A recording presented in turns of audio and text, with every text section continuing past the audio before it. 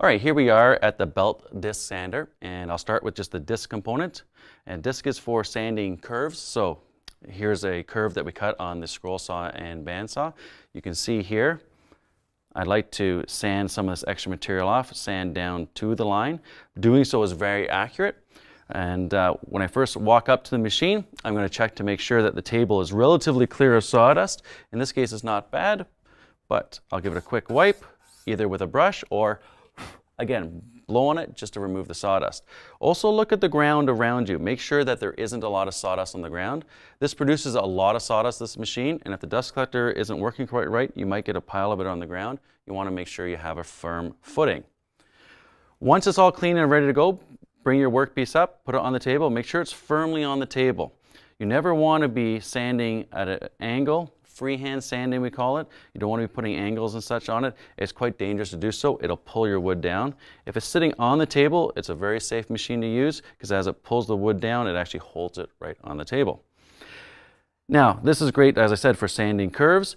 If I wanted to keep a curve though, I got to keep it moving. If I hold it in one spot for any sort of length of time, it will actually flatten it off. Now, in this case, I have a circle, so I'll keep moving it.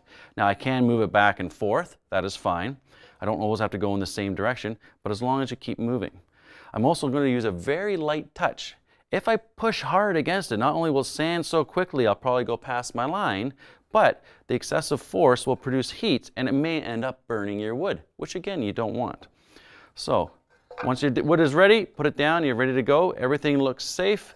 I'm ready to turn the machine on. And remember, light touch. Oh, keep your fingers away from the actual disc. If you do touch it, it will sand off your skin. It's like a bad sunburn. It'll hurt quite a bit, so please don't touch the disc. And in particular, keep away from this edge right here. When the sandpaper is put on, it sometimes sticks out of the edge a little bit, and this edge will cut like a knife. You don't want your wood touching this edge, and certainly you don't want your fingers touching that edge. Try to work just within the middle portion here. I'll turn the machine on and I'll show you how to sand down just to the line, just in this section, so you can see how it's done.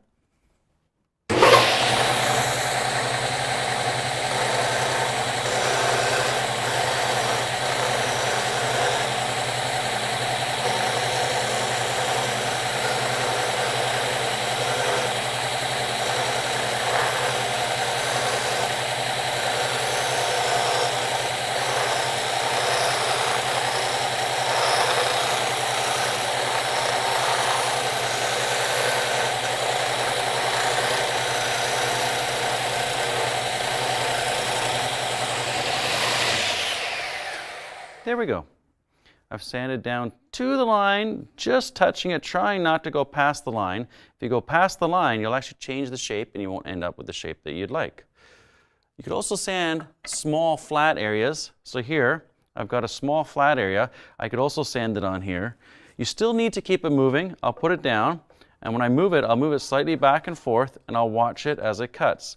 And be careful, because it will tend to cut this edge here, or this section, a little faster than here. So just keep an eye on it and keep it moving.